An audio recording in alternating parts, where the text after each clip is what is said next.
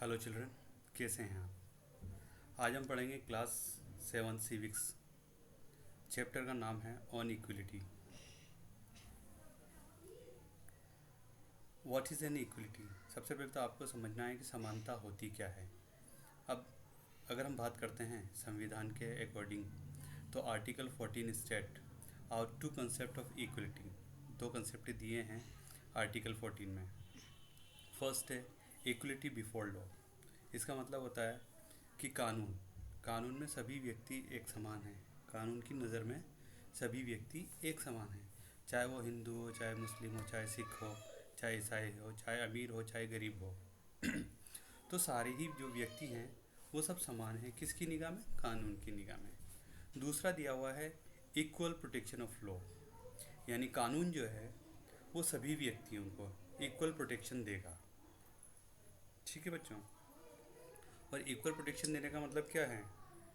It means कोई सा भी लड़ाई दंगा झगड़ा कुछ भी हो तो वहाँ पर जो है किसी भी व्यक्ति की हानि ना होने देगा। कौन? लो, जो कानून है, पुलिस है हमारी, वो। अब ये राइट्स या समानता जो है हमें मिली है, इक्वलिटी, ये कहाँ से मिली है? ये हमें मिली है कॉन्स्टिट्यूशन से। तो सबसे पहले आपको पता होना चाहिए what is constitution. It is a document that lay down the basic rule and the regulation for the people and the government in the country to follow। यानी एक ऐसा डॉक्यूमेंट है जिसके अंदर कुछ रूल्स हैं, कुछ बेसिक रूल्स हैं, रेगुलेशंस हैं, जिनको हमें फॉलो करना है। और किसको फॉलो करना है? इस देश को चलाने वाली गवर्नमेंट को। ठीक है। Then it's give some fundamental rights also. कौन? Constitution give some fundamental rights to us. Equity is the key future of the Indian democracy. Okay, equity is the key of a future of Indian democracy. यानी ये इसकी बहुत बड़ी पहचान है कि हमारे कॉन्स्टिट्यूशन में इक्वलिटी दी गई है हर व्यक्ति को। तो ये हमारे कॉन्स्टिट्यूशन की बहुत बड़ी पहचान है। अब जो राइट्स दिए गए हैं वो राइट्स एक्चुअल में होते क्या हैं? What are rights? तो right means those freedom which are essential for the personal good of the community. यानी कि वो राइट जो हमें हमारे कॉन्स्टिट्यूशन ने दिए हैं। और राइट क्या होते हैं? राइट जिन्हें यूज़ करके हम अपनी लाइफ को एक कंफर्टेबल लाइफ जी सकें। The right guaranteed under the Constitution of India are the fundamental as they have been encrypted into the fundamental law of the land and are enforceable in the court of law। ये definition है कुछ rights की। आगे देखते हैं हम लोग। अब जो इक्वलिटी है वो क्या है? वो सब में समानता है। यानी मैंने आपको बताया था इक्वलिटी इज़ ए की फ्यूचर ऑफ इंडियन डेमोक्रेसी। यानी कि इंडियन डेमोक्रेसी में हर एक व्यक्ति, चाहे सिख हो, चाहे ईसाई हो, चाहे लड़का हो, चाहे लड़की हो, चाहे बूढ़ा हो, चाहे जवान हो, कोई भी हो, सबको इक्वल राइट्स दिए गए हैं। अब वाई इज़ इक्वलिटी इम्पोर्टेंट? अब इक्वलिटी इम्पोर्टेंट क्यों है? इक्वलिटी इम्पोर्टेंट क्यों है? It is a basic human right. ये एक व्यक्ति का जन्मजात अधिकार है। It help in ensuring the whole once some development of every individual without any basis. कोई भी व्यक्ति है, अगर उसके पास इक्वलिटी का अधिकार है तो वो अपना खुद का डेवलपमेंट कर सकता है, वो चाहे किसी भी बेस का क्यों ना हो।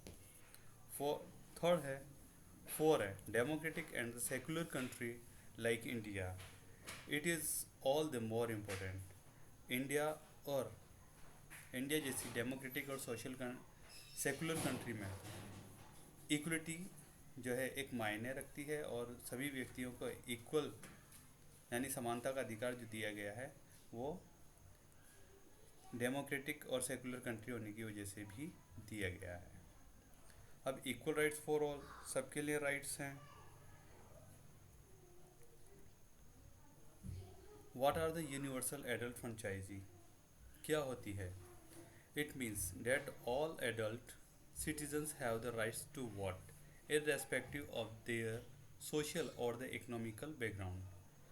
हर व्यक्ति हर वो व्यक्ति जो 18 साल या 18 साल से ज़्यादा का है उसको ये राइट्स है कि वो वोट दे सके, चाहे फिर वो भले किसी भी कास्ट का हो, किसी भी धर्म का हो, चाहे वो किसी भी बैकग्राउंड से क्यों ना आता हो, तो उसका ये राइट है। यही राइट जो है क्या कहलाता है, universal adult franchise.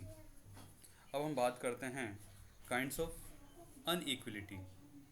Kinds of inequality में social political inequality, economic inequality and third is health inequality. ये 3 तरह की अनइक्वलिटी जो है वो हमारे सोसाइटी में पाई जाती है। अगर हम काइंड्स ऑफ इक्वलिटी की बात करते हैं तो हमारे यहाँ पे 2 तरह की two types of equality. First है equality to right to vote and the universal franchise. ये 2 ही इक्वलिटी हमारे देश में हैं। अब हम बात करते हैं डिफरेंट फॉर्म्स ऑफ अनइक्वलिटी। तो मैंने आपको बता दिया 3 तरह की अनइक्वलिटीज़ पाई जाती हैं। कास्ट सिस्टम है हमारे यहाँ पे, क्लास बैकग्राउंड है, religious practices and the gender. अगर हम बात करते हैं एक एक करके इनकी, तो सोशल पॉलिटिकल अनइक्वलिटी, इसमें जेंडर अनइक्वलिटी आती है, अनइक्वलिटी इन फैमिली आती है। जेंडर में कैसे कि लड़का और लड़की में हम भेदभाव करते हैं, औरत और व्यक्ति में भेदभाव करते हैं, तो वो अनइक्वलिटी असमानता हमें देखने को नज़र आती है हमारे समाज में। अनइक्वलिटी इन फैमिली, अरे भाई वो परिवार तो बहुत अमीर है, या अरे यार बेचारा कितना गरीब है, तो इस तरह से हम फैमिलीज में भी जो है अनइक्वलिटी या असमानता देखते हैं। एजुकेशन अनइक्वलिटी, अरे वो तो एमए पढ़ा हुआ है, अरे उसने तो एमबीबीएस किया हुआ है, अरे वो तो आईएएस है, अरे बेचारे ने तो 10वीं की हुई है, तो ये एजुकेशन अनइक्वलिटी है। क्लास अनइक्वलिटी में हैं कुछ लोग जो है फर्स्ट क्लास में हमेशा ट्रेवल करते हैं, तो इस तरीके से कोई थर्ड क्लास में करते हैं या कोई लोकल डब्बे में जो है पैसेंजर होते हैं, तो ये क्लास इनइक्वलिटी कहलाती है।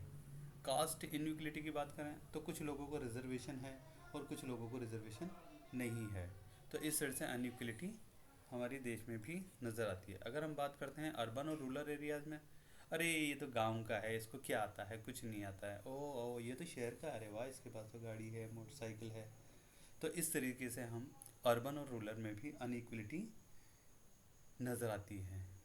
Women's inequality in the decision making, हमने देखा है अपने परिवारों में भी कि जब बड़े जो जेंट्स हैं वो कोई डिसीजन लेते हैं और उनमें लेडीज़ अगर बीच में बोलती है या कुछ समझदारी वाली बात कहती हैं, तो उनकी बात को जो है कोई कुछ दिया नहीं जाता है, उनको समझा नहीं जाता है, और उनकी बात को ना समझ करके सिर्फ जेंट्स ही जो है अपनी बात को सरोपरिया रखते हैं, ऊपर रखते हैं और उनकी बात को काट देते हैं। पॉलिटिकल पार्टिसिपेशन अनइक्वलिटी, अब लास्ट आता है पॉलिटिकल पार्टीज पार्टिसिपेशन अनइक्वलिटी। तो यहाँ पर जो है देखा होगा सिर्फ लोकल गवर्नमेंट की बात करें तो वहाँ पे 33% रिजर्वेशन जो है वो लेडीज़ को दिया हुआ है। बाकी का जो है अगर हम बात करते हैं सेंटर की या स्टेट की, तो वहाँ पर लेडीज़ को किसी तरीके का कोई भी रिजर्वेशन नहीं दिया गया है। अब आता है economic inequality, employment inequality, unemployment inequality, poverty inequality. Poverty में कैसे, अरे पुअर्टी में भी हमने क्या है, गरीबों में भी हमने अनइक्वलिटी कर रखी है, ये गरीबी रेखा के ऊपर है और ये गरीबी रेखा के नीचे लोग जो जीते हैं उनमें भी हमने गरीबी में भी अनइक्वलिटी पैदा कर रखी है। Wage and the age inequality, SC ST वालों या OBC वालों को जो है किसी भी सिविल सर्विसेज में या दूसरी जो सर्विसेज होती है गवर्नमेंट की तरफ से निकाली जाती है, उनमें किसी को 3 साल का, किसी को 5 साल का एज का रिलैक्सेशन दिया जाता है। तो इस तरीके से हमने उनको कुछ ना कुछ दे करके समाज के अंदर जो है अनइक्वलिटी पैदा की हुई है। इनकम की बात करते हैं तो इनकम में भी अनइक्वलिटी है। आपने बहुत सारे ऑफिसेज में देखा होगा कि जहाँ पर लड़के और लड़कियाँ एक साथ काम कर रहे हैं, वहाँ पर लड़कियों की इनकम कम होती है और लड़कों की इनकम ज़्यादा होती है, जबकि कर दोनों सेम ही काम रहे हैं, फिर भी उनकी इनकम में डिफरेंस नज़र आता है। अब हम बात करते हैं हेल्थ अनइक्वलिटी। हेल्थ